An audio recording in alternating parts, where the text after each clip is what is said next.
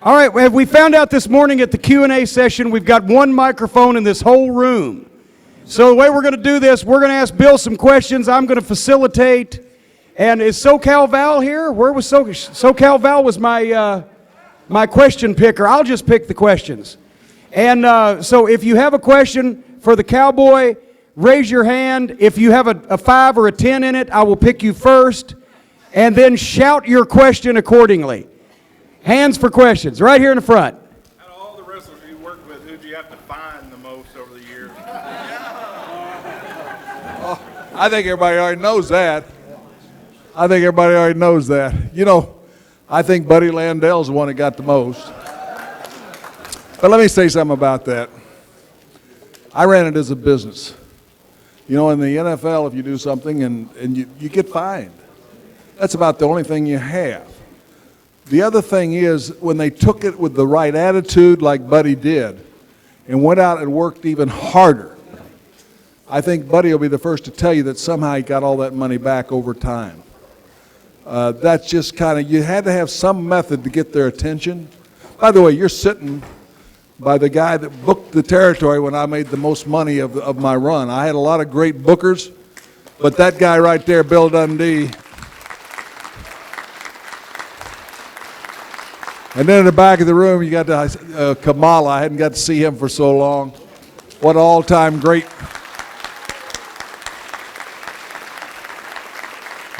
And it's such a touching thing for me to get to see Pork Chops and Johnny Walker and Tommy and the guys so many of the guys, I mean, the memories. You know, the other thing the memories are is the guys, I was thinking about talking to my wife when we were coming over at the guys that came through my life that are no longer here, that have passed on. And I believe in a supreme sovereign God. I don't think there's any accidents. I think everything has a reason or purpose. I'm not psychic. I don't know the reason. But I think you've got to be open to it. And every one of the people that came through my life touched my life in some way or another. Some were there just for a snapshot. Some of them have been there for a long, long time. And I'll be 75 next month. And I want to tell you, it means more to me now. And the fact that you fans care so much, because there's no real history of us. All these books and stuff that come out are all so biased as to whoever's political concept of the wrestler or the wrestlers they want to put in them. And so you all are the ones that carry this in your heart, and I thank you for what you think about Mid-South.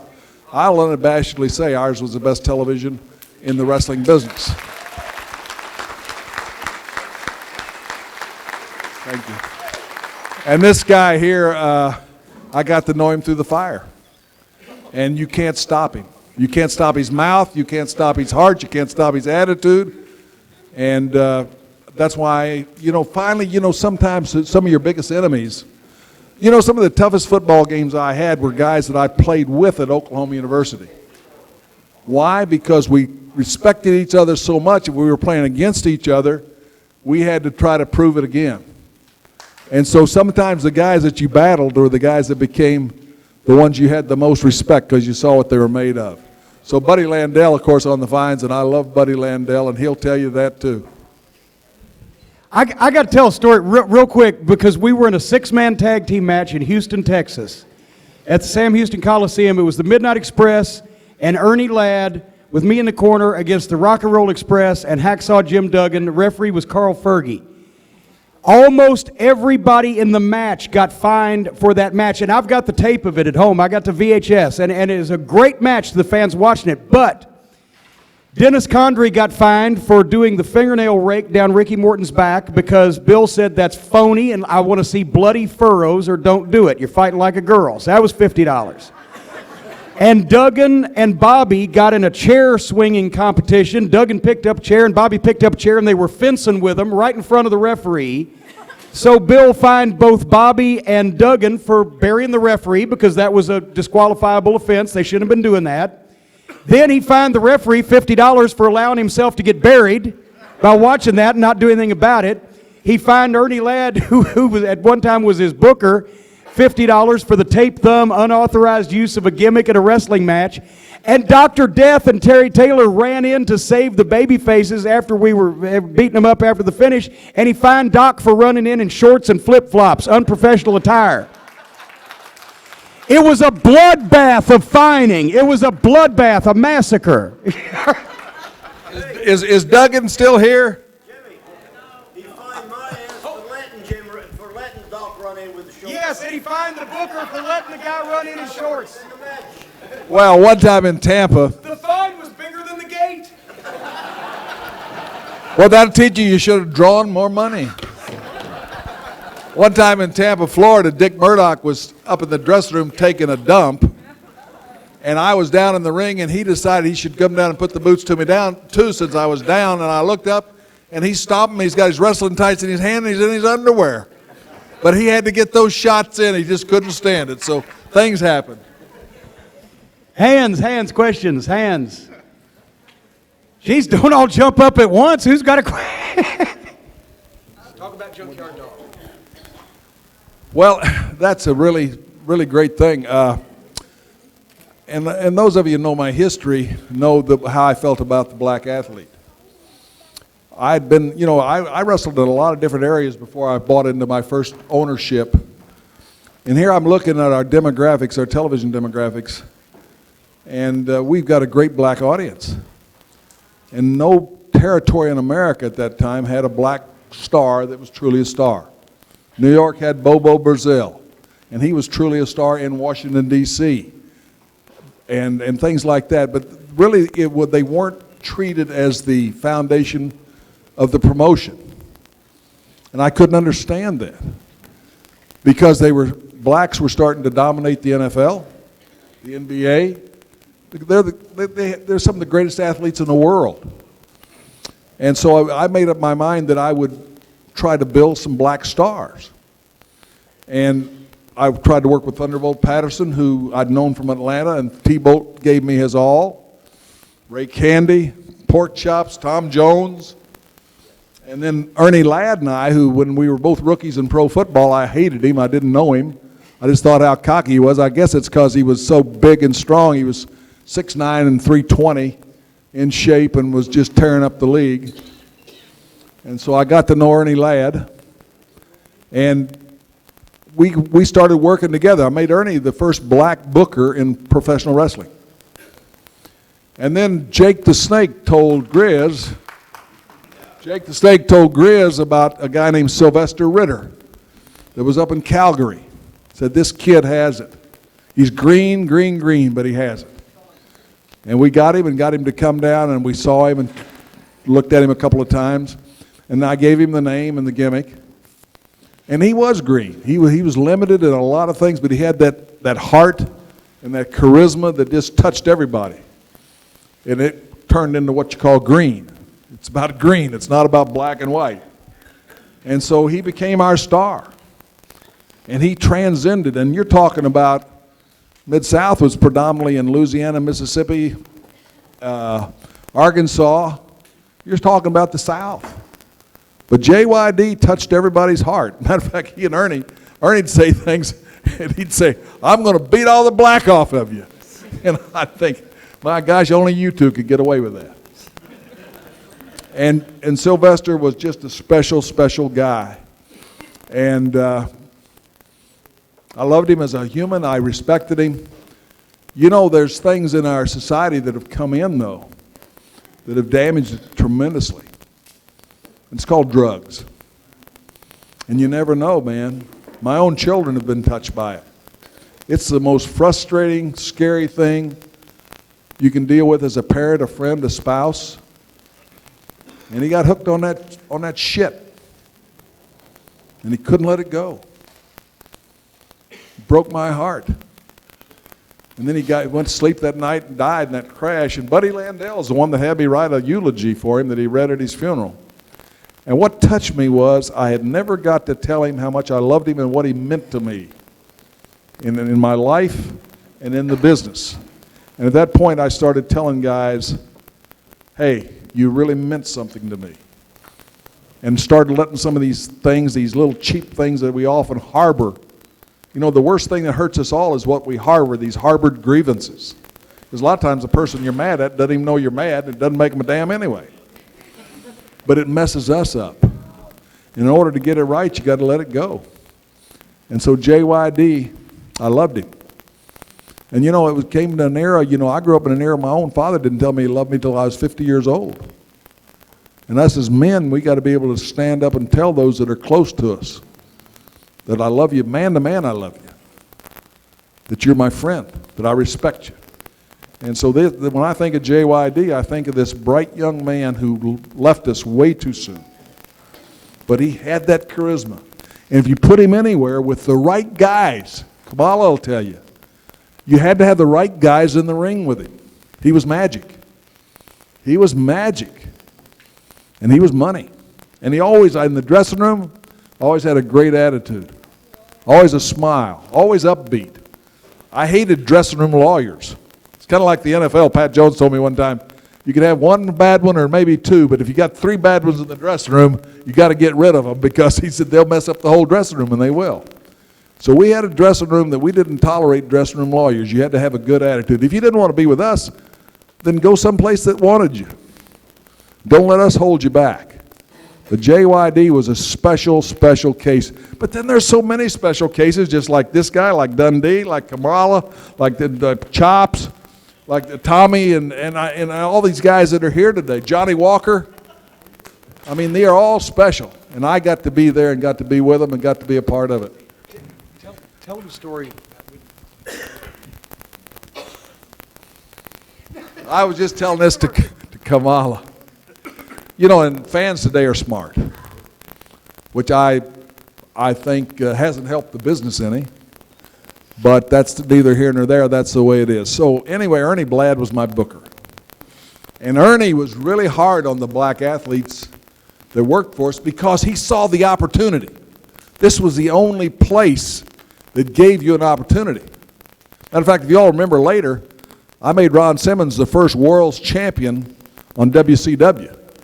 And as a matter of fact, in my office at Turner Broadcasting, I made a lady the office manager who was a black lady. Not because she's black, because she was the best lady there. So it's not that, it's just that I believe that people are people. I hate racism. And I grew up not knowing blacks, so thank God for sports, that's where I got to know them. I was at Oklahoma University when they recruited the first black athlete. Can you imagine the pressure on him? Not just to be a great athlete, but to be a great citizen.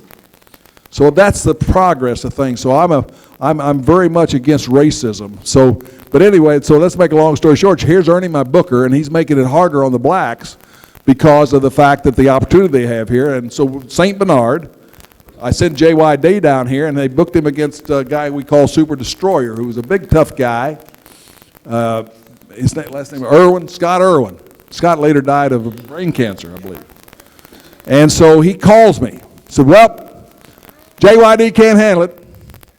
You're wasting your time. He can't handle it. I said, what do you mean he can't handle it? He said, well, I put him in there with that Super Destroyer to test him. Sent him 20 minutes through. JYD's tongue was hanging out. He's out of gas. He didn't know what to do. That Super Destroyer just worked him over. I said, you did what? He said, I sent him 20 through. Said he doesn't have the shape. He can't. He said, you're wasting your time with him.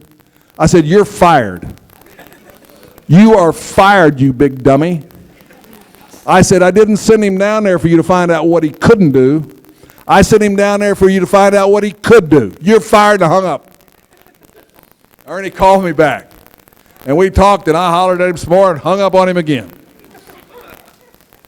Now, this guy is 6'9", 320. This is a guy that I respect so much. The Lord reawakened my spirit at about the same time he reawakened Ernie's spirit. And we had so many things going. We had wonderful talks about racism and different things. So this is a special human you're talking about. But then I'm not your soft-nosed guy. I'm more like a Mike Ditka or Lombardi. I'm a pretty hands-on, in-your-face kind of guy. So I just fired him. But Ernie, once he finally got something, he had a way he'd say, case closed. Right? Dundee knows that. And he got it. Then he almost got in a fight with Super Destroyer. They were riding together. He started chewing out Super Destroyer. So again, you had to put people in situations and see how they did, but I wanted them in situations where they could learn. And all the guys will tell you they've had me hollering and screaming, but I never screamed derogatorily at them. It was how much more I expected of them, because I saw and felt what they could do. How derogatory is Cornette, you blithering idiot? But it was said in a very positive manner. Because no, the first time I come to Shreveport and I do TV interviews, right? I've come from Memphis TV, and the classic tradition there is Lance Russell is the announcer, and he's an icon in broadcasting in Memphis. 3 generations grew up watching him, and Jerry Lawler, it's like Cosell and Ali, right? Howard Cosell and Muhammad Ali. Lawler's always blistering Lance Russell. Then Jimmy Hart starts blistering Lance Russell. So this is what I'm used to. Is I come down there, and Jim Ross, on the first day of interviews at Shreveport TV, Bill's sitting there, and JR starts interviewing me, and I cut about a minute and a half promo on how fat and ugly he was, how he dressed funny, and blah, blah, blah. And I spent about 20 seconds on the match and ended right on time, and I thought, boy, I showed him what I can do. And Bill said, well, that was just the blithering shits.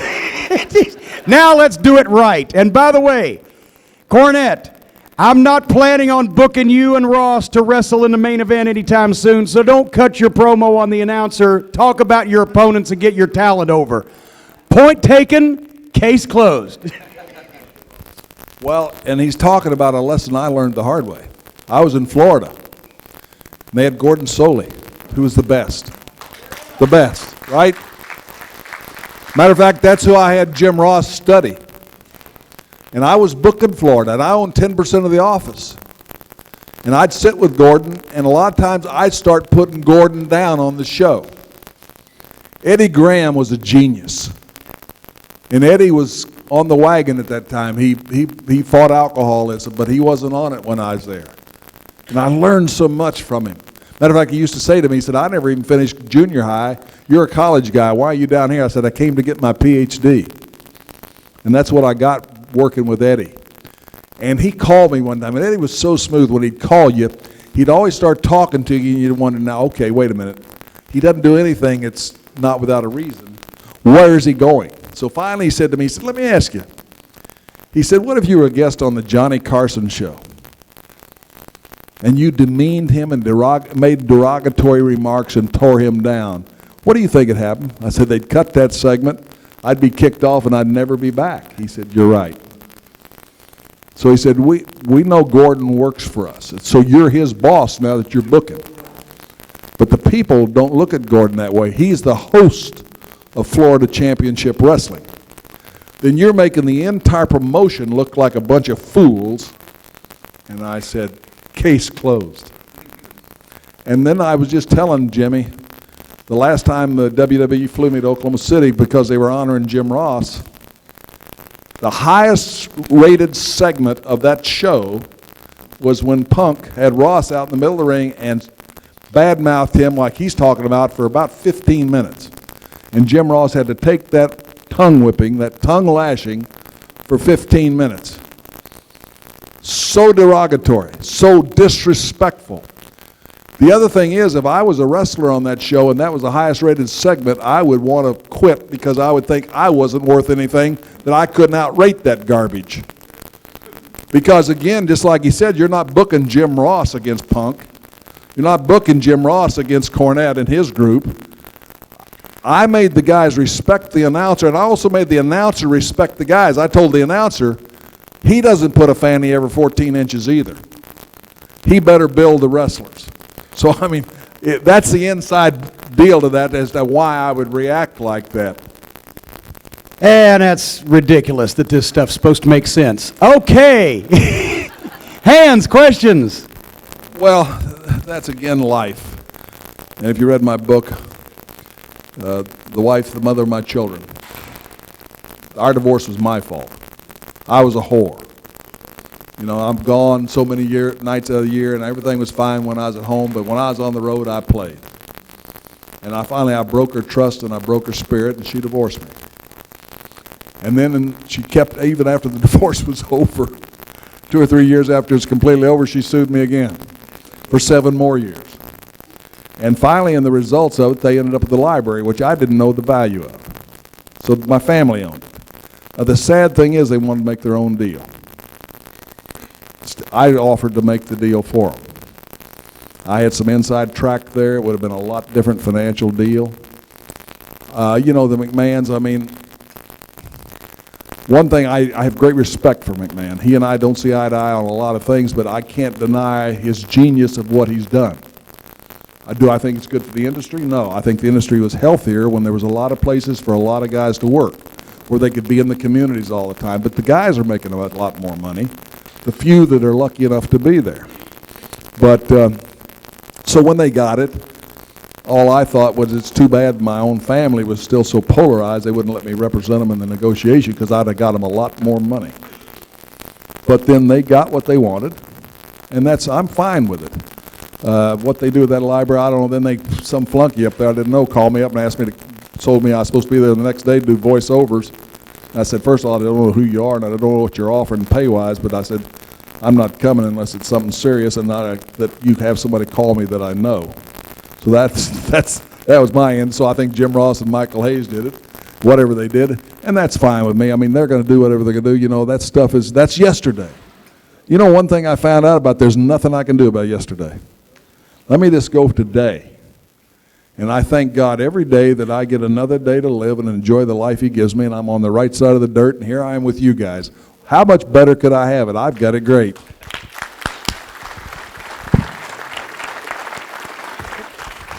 Somebody from the back. Tip the veal and try the waitress. And young man from Pennsylvania, actually New York, not Pennsylvania, Mr. Dreamer. One of my favorite angles of all time, just watched it, was Ted DiBiase versus Ric Flair angle with Dick Murdoch coming down, where he basically turned your number one heel into your number one babyface. And how you did it was so revolutionary, with you being the voice behind the scenes, talking about Ted DiBiase's condition, almost being like the Mike Wallace of the day of Mid-South, which was just, again, to me, so ahead of its time. But what behind the scenes facilitated you turning your top heel, top eight? And by the way, I used to give that to guys in wrestling school, saying this is the best hour of wrestling television ever.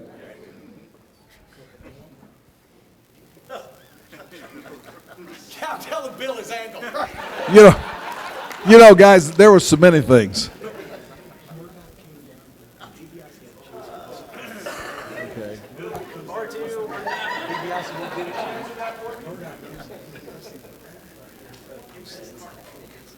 Is that what he did for the shoot post? Yeah, the shoot post, the pressure bed. Yeah. Well, thank God. See, that's why I keep him around. You got to have him or Jim Ross or somebody who remembers every single detail. We got good handwriting and we take notes. That's the only reason we're around. You know, you always study up. You know, I think the promoters that I learned from, I would remember more about the things they did than they would, because I was studying them. But, you know, I don't remember that particular angle. I remember the first time I met Ted DiBiase, he was 20 years old playing football for West Texas State, and they played the University of Tampa the last year Tampa had football. Paul Orndorff played for Tampa. And we had such a hot thing going with Dusty and the Funks that they challenged each other at the 50-yard line at the half of that game, one-on-one. Then Dory Jr. and I was a heel there at the time, and Dory Jr. and I went to the game. The police met us at the gate and escorted us and sat around us to make sure we didn't do anything at halftime. Dusty and Terry never showed up. And, of course, Tampa beat West Texas State. As a matter of fact, Solis was Tito was a tight end, and Tully Blanchard was the quarterback. So I met Teddy then. He didn't play the game because at 20 years old he had the gout. And I wrestled on his dad's benefit. His dad got killed in the ring. I wrestled on his benefit at Omaha. And so when Teddy came to work for us, you know, of course Murdoch loved him. And so he's going to get figured in, and Cox too. So all I remember is the first time that he was going to hit the iron post, and he was all ready to get some juice. But he didn't know how to take the bump into the post. So he hit the post, and the post knocked him goofy and split him wide open. He's still trying to get the juice. So, I mean, he's busted wide open, have to have stitches and everything else. And the following week, we did something along the same lines. He hit the post just as hard again. So I didn't know if he was going to make it 3 weeks in the business. But this angle, you know, remember the one we had, the best dressed man. Who was that one with Duggan and DBI? We had some angles that were just spectacular. What I started doing was the guys that had stuff that I thought would work, we would invite them to my booking sessions, and then I fit it all together. The gift I had was making it work together, because so many guys would get something going and forget it or go off to this or go off to that, and they wouldn't get the mileage out of it. So we had so many things going that nobody knew where we were going, which was good. I knew where we were going, and I knew what I'd let them do and not do. And so the things that Dundee's and the lads and the guys like that had, the hardest thing they had to do with me was convince me. And everybody used to tell me, Bill Dundee will hot-shot your territory and kill it. That's impossible. He proved it was. Gosh damn, if I left him alone, he'd had somebody killed in every match. But I want to tell you, there was nonstop excitement, and he had a mind that was just, you know, he could come up with 10 angles. So if I probably out of 10, I'd let you do 2 maybe, or 3. Yeah. But they worked. They worked. I wasn't a genius. I just had my own gift, but I took these guys that could contribute, and I wanted their input, and that's what made it great. So we had some guys, we had some angles that, and I appreciate that people remember them. A guy just came up to me. He's done a whole deal about the time the Russians did the flag on me, and I mean all those things, you know. And then we had the Stagger Lee. We had the last Stampede with this guy where, you know, I put the diaper on him and the talcum powder and the baby bottle. I mean, you know, we had some great angles. I enjoyed the pink dress better than the diaper, because that, when they put me in my mother's pink dress, at least he couldn't stick me with a safety pin.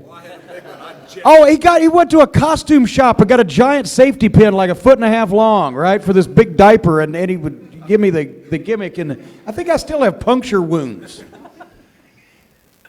I love the stuff you did with Eddie Gilbert. Talk about Eddie Gilbert a little bit. Yeah, you know, I went to the Mobile reunion last year, first time I've been there, and you know, Tommy came up to talk to me, and I didn't recognize him. It was just me seeing so many people all at once that I hadn't seen for a long time. By the time I realized who it was and went to find him, he wasn't there. So I hope to see him again so I can tell him, because Tommy worked for me. But Eddie was one of those talents. He was one of those bright young flames that the other things sidetracked him. As a matter of fact, when I was at WCW, I had made a private deal to bring him over there to start including him in our booking, but told him not to tell anybody. And he couldn't keep his mouth shut. So I had to back off of that because I was getting so much resistance. So my experience at WCW was, you know, I've always been used to the arrows you got in your back. It's the one, I mean, in your front, it's the ones you get behind your back that hurt you. And the corporate atmosphere, it was the ones you were getting shot in the back with. But he was a guy that had tons of ideas. And what they would generally do, they would get to Jim Ross or somebody. Jim was my right-hand man. And they'd sound off on Jim or Bill or somebody. But Eddie had a lot of great ideas. And Eddie was a real talented kid that just, we lost him too soon. You know, the individual things, I'll tell you, I made a bad mistake. There was a guy that he was managing named Korchenko, the big-ass Russian. And I didn't know him, and generally I really related to rebels. I got along with rebels because most of the guys I had were rebels, and I was a rebel. But I didn't know him in business at the time. It was a different time, a difficult time, and I hadn't got to spend the time around him, and I didn't like what he was doing in the ring. So I was booked against him in Jackson. I took him down, was going to sugar him unconscious to teach him a lesson. And I got the big son of a bitch down. I sugared him, and he was so damn strong I couldn't hold him down. He came out of that sugar. And I thought, oh my, Bill, you're a little too old for this stuff now. And he jumped out of the ring and tried to get Eddie's shovel. If he'd got that shovel, he might be sitting here now instead of me. But Eddie wouldn't give it to him. And then he ran out of the building, got his wife and his kids, and jumped in the van, and I didn't ever see him again. Called me later to get his check. Now here's the miracle of God. He's a Christian. He's become a Christian. And he started emailing me about 2 years ago. Then he got my book and he read my book.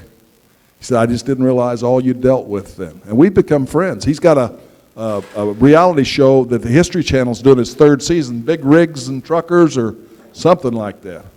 But I said, gosh, damn, you were so strong. I said, I was trying to teach you a lesson that night, and I couldn't keep you there long enough to get your attention. So Eddie Gilbert, that's one thing I remember, is he might have saved my butt. But Eddie was the one that I could really relate to because he had that indomitable spirit. See, that's what the Gary Harts were, because there was a different structure back then. But if Gary Hart was with the Spoiler, that's the first time I had Gary. Then down in Florida, he was with Pak Song Nam and them. But Gary, I would always have him get with me. Sometimes it was at a dressing room, we'd get aside, because he'd have 10 different ideas. He just needed to know the direction.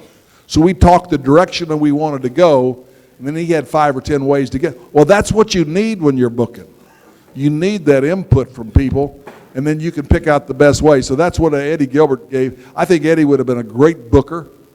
Again, we just lost him too soon. You know, the bad thing is, when guys get on that substance abuse, you know, you have to deal too much with the substance. And we've seen some really, really great talents that have lost it because of that. Who's next? Up, all the way in the back. Boyd Pierce was a character. First of all, Boyd didn't need the money. Boyd was wealthy. He loved wrestling. He hung around Texas wrestling and everything else. When I first bought into McGurk Enterprises, we did the taping of the show at WKY-TV in Oklahoma City. And we had an announcer who was a talent that was named Danny Williams. He was probably one of the top talents in the Oklahoma City market on radio and TV. But Danny and Leroy had become friends, and there's my partner Leroy, who's blind, sitting out there doing color commentary for Danny Williams. How the hell does a blind man do color commentary of a live event? And Danny then, I couldn't rein him in because he would listen to Leroy. And Leroy would tell him not to pay any attention to me. So I decided to change where we were doing the show so I could get my own control of the show. Danny and I remained, he never knew that story. Danny died just the other day in his 80s. He and I stayed friends till the end. But that's when we went down there, so I needed a commentator. And it was Boyd Pierce. And Boyd loved the business. And basically what it was, he'd say, here's Bill.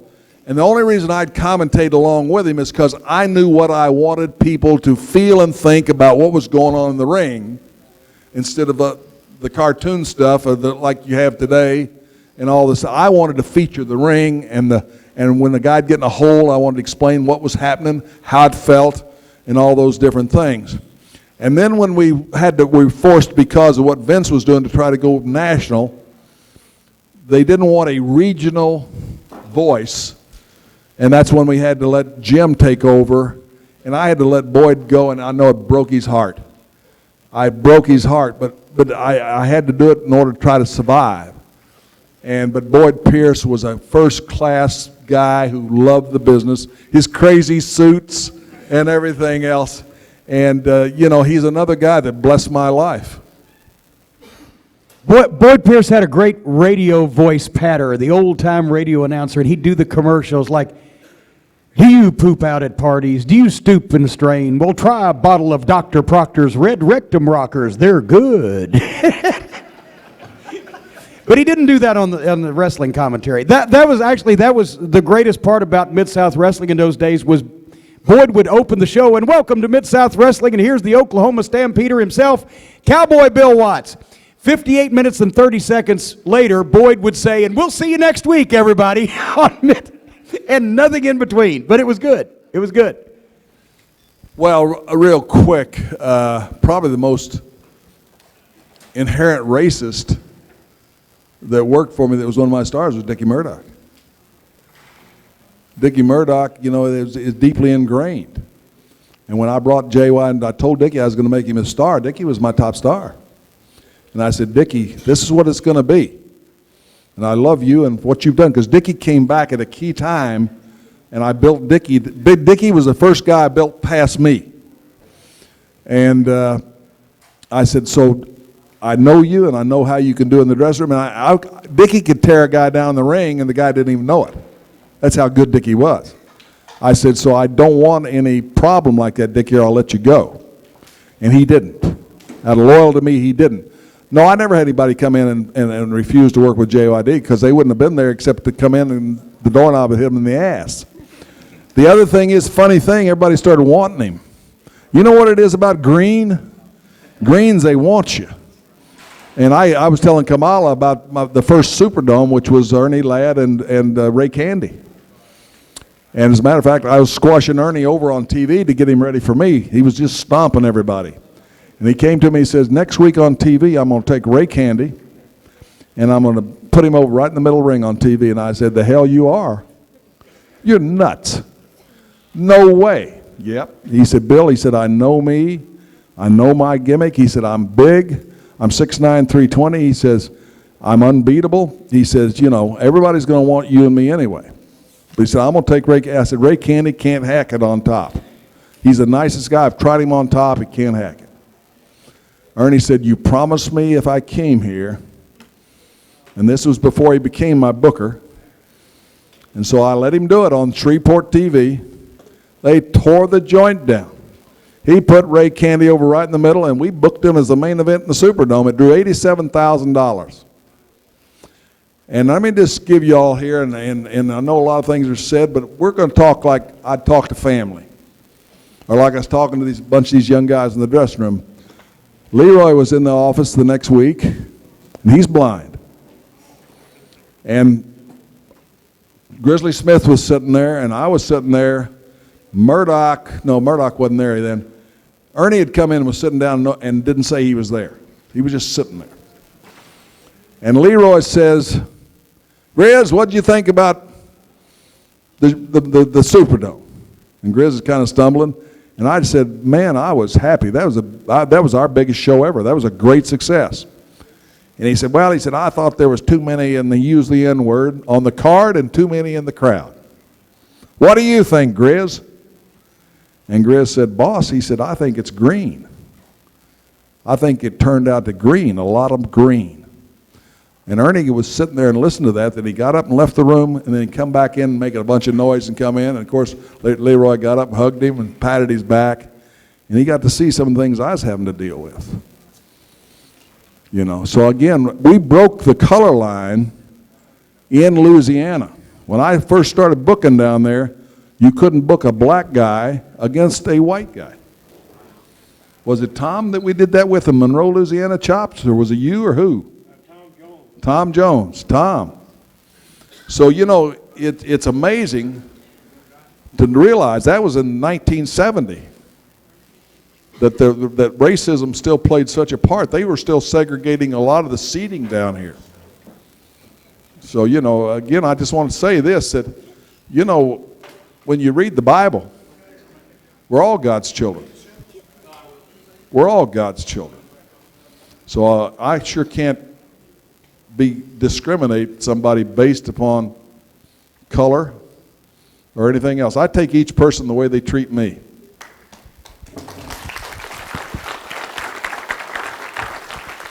And also, that's a lesson to everybody out there. If you want to be a wrestling promoter and you happen to be blind, lock your door when you're having a meeting so nobody comes in that you don't want to talk bad about in front of them. And we're going to go one more, and then they're going to boot us out because we're going to be opening the doors for the wrestling event. But wait a minute, Cruz, hold on. There's a young man back there. Let's let him have a shot at it, and then I'll come to you and you can bore us on the out. Well, I didn't ever know I'd be a promoter. A lot of guys that wrestled with me when I was just working in the territories, they said they knew. I knew I started coming up with ideas for programs early on. I'll never forget the first time with Bobo Brazil. Generally, if you got to be the hot heel in New York, you worked one time with Bobo in Washington, D.C., and if you were hot enough, it was a sellout, and that was it. And I told Bobo that I had a three-match concept, and I explained it to Bobo, and he loved it. And I said, but I can't tell Vince. You're going to have to tell Vince. And he said, Cowboy, he said, I can't explain this to Vince. I said, Well, what are we going to do? He said, I'll get Vince in here and start telling him. Then I'm going to say, but Cowboy, you know, we talked about this. You tell him. And that's what happened. And we got 3 sellouts in Washington, D.C. I damn near got killed. I was young and dumb then. I didn't realize that what you said, and I said stuff on the television, get ready for that match. You know, that's the summer of the Equal Rights Amendment, when they signed it into law. That's the summer that the racism and the race riots, and they were burning Washington, D.C. And so what I said about Bo on TV today, you couldn't say. And so and they had Myron Cope was going around with me for a week. The first time they ever took wrestling from wrestling to mainstream media was the Saturday Evening Post, did that big article on me, and Myron Cope was the one that wrote it. He's the guy that invented the terrible towels in Pittsburgh. He was a sports writer. He wanted to go to the ring with me. It took 40 policemen to get me to the ring, and they had built a wire retaining thing over the entryway, and so they peed in buckets and threw buckets of piss on me when I was going to the ring. And Myron Cope was so afraid, he said, have them take me out of here, you're not going to get out alive. And so I went over Bobo that first match, which nobody had ever done. It was a fluke deal where they disqualified him or something. They're coming in the ring and opening up knives. They overran the 40 police. I fairly always credited myself being a fairly tough guy. I was scared to death. I was hoping that there'd be a ladder drop out of the sky, or you're thinking, I'll never see my mother again. And all of a sudden, Phil Zacco was completely opposite of the dressing room, and he's screaming and waving at me this way. I fought my way clear, jumped over the hockey retaining wall, kicked the fire door open, and ran a mile and hid in the filling station. And put 17 people in the hospital that night on my way out. I didn't check health cards or IDs. You got in my way, you got tagged. Some of them were bank shots. Hit one, and his head hit the guy behind him, knock them both out. And that's what happened. We got 3 shows out of it. And I learned a lot. And Bobo was a class guy. And I appreciate him for it. And so I started doing angles like that. I'll never forget Vern Gagne. I was the top babyface for him. He was the perfect world's champion because then he could go screw around, do all his fun, and then come out and wrestle a match for the title. And he came to me one time and said, I'm going to book you and me in a babyface match for the title.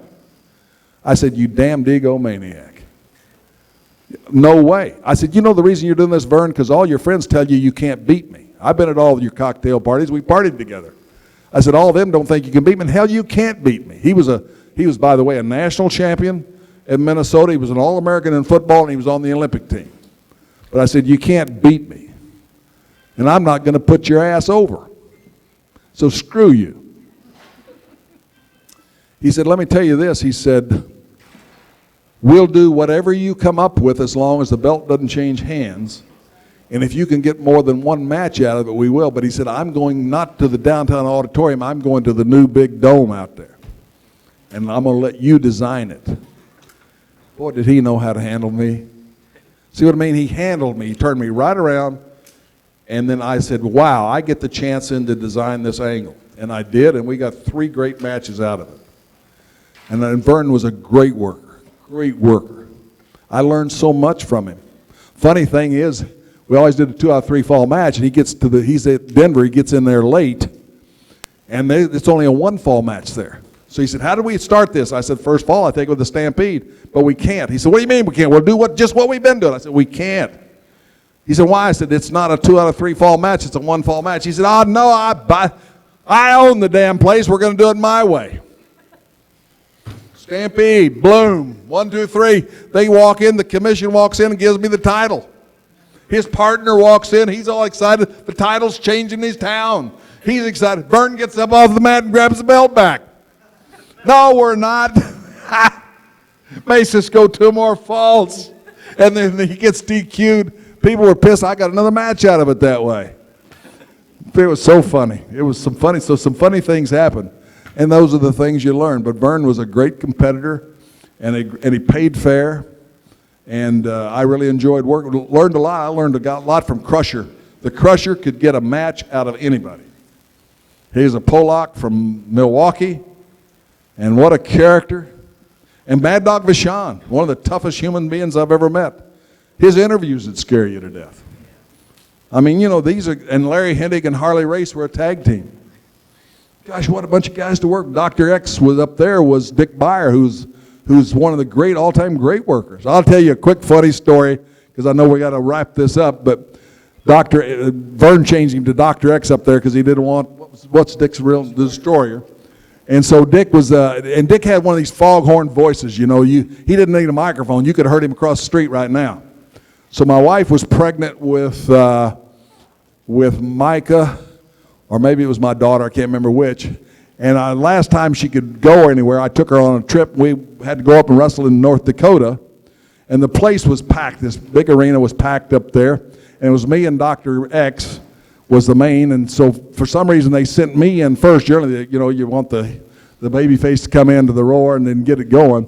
And I'm out there. The crowd's gone crazy. My wife is sitting on the last row, sitting there pregnant in her fur coat. And here comes Dick strutting in there with that cigar under that mask. And he's strutting down that aisle and he sees Enna.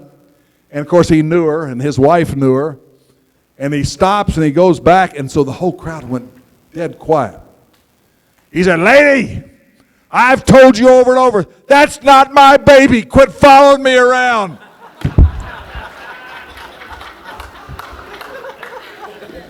Oh my gosh, she just about died. I'm trying to bite my lip to keep from laughing. Tears are coming out my eyes. He leaps the top rope and comes over and blasts me and said, "How do you like that?" And we got that match started. But that's some of the fun things that happened.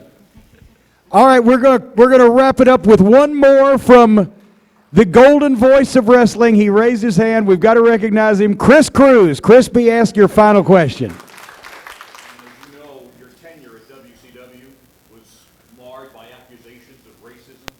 I wonder, have you ever addressed that publicly, and would you like to address it? Yes, I really would. First of all, here's the insanity of all that. That was brought up before I was ever hired there. That was one of the questions they asked me. What it came from is somebody had asked me what I thought of, who was that governor or ex-governor, ex-mayor? Lester Maddox. About the fact that he would rather close his restaurant than serves blacks. And all I said was I can respect him for what he believes and for his opinions and his willingness to stand behind it. I hate the fact that this has to happen in America. You know, let me tell you all something. I respected Adolf Hitler. I wish I could read German to read what he said in his language because of the magic he had with the people. Do you think for 1 minute I believe in his ideology or his philosophy? He was evil. There's more darkness in the world than there is light. There are some evil people in the world. But you better, you know, when you respect them for who they are. You never take your enemy too lightly. Look what Putin is doing to Obama right now. If I had a choice of which leader to follow into battle, I don't believe in Putin's ideology, but I wouldn't follow Obama into battle. And I was so thrilled when he won. But I don't believe in Obama's ideology, and I know a lot of you do, so I'm not trying to get that going. What I'm trying to say is, you got to respect your enemy. When you're going to somebody that's tough, you better respect him. Otherwise, if you take him too lightly, you're going to get your butt kicked. So then the funny thing is, Hank Aaron is on the Turner board, and that guy out of Pittsburgh, who's an asshole, whatever his name was, wrote that letter. How can you have a vice president at Turner Broadcasting who's a racist? My entire career speaks about my belief in racism. And so the funny thing, I was going over to tell Bill, what was his name, that idiot up in the north, Bill Shaw, that I was going home. I couldn't Specify the idiots when you're talking about Turner Broadcasting. Yeah, because they were numerous. The north idiot, the south idiot, the underneath idiot, the on top. Well, you got to realize, when I took over WCW, had lost $8 million the year before, and I brought it in at a $400,000 loss in 11 months and couldn't even get a letter of commendation. Whereas the guy that after me took it where it was really hot, wasn't it? Eric Bischoff did a hell of a job. Last year he ran it, they lost $85 million, and they no longer have wrestling. But at least he set a record. $85 million loss. I don't know how you do that. And they killed wrestling because by then Turner sold control, and the bean counter said, we don't need that. We can replace it with a movie package. But going back to what you said, Bill Shaw said, well, we got this letter, and Bob Dew was with me. I said, Bob, tell the idiot what we're here for, that he can take that letter and stick it where the sun don't shine, because, you know, we went over that before I was ever hired, and I'm going home. I just came over, I'm leaving today. And Bill Shaw was just, oh, I don't get to fire you, or whatever. So I didn't get fired, I quit. Matter of fact, I hadn't even negotiated my contract, my severance pay, and I got 7 weeks of severance at $7,000 a week. Just out of my way out. Plus, they had to pay to move me back to Oklahoma, which cost them $25,000. So I don't think I went out quite like the gentle thing that they would like to portray. So I felt sorry for Hank Aaron because he and I had talked, and I really respected Hank. And really, Hank should look at, he was the only black guy on the board. He was the token. But I was not racist. I respected Maddox that he'd made a choice and was willing to stand by his choice, but I hated what he did. And that I had made crystal clear. So, you know, I think that you have to know the enemy.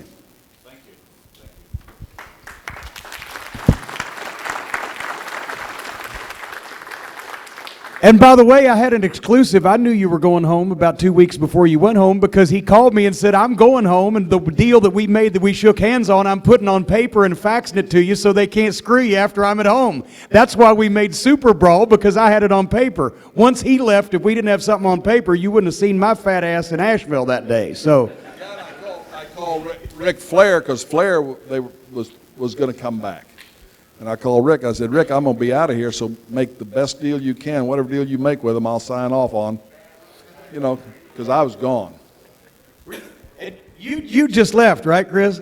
Yeah, because Ole called me one day after that pay-per-view. He said, well, you've got this on paper, don't you? I said, yeah, Ole, I kind of do. He said, well, I guess we're going to have to pay you then. I said, yeah, I guess you kind of are. So thank you, Bill, by the way, for that. It was very nice. Okay, ladies and gentlemen, it's been a dinner with a champion. One more time, ladies and gentlemen, Cowboy Bill Watts.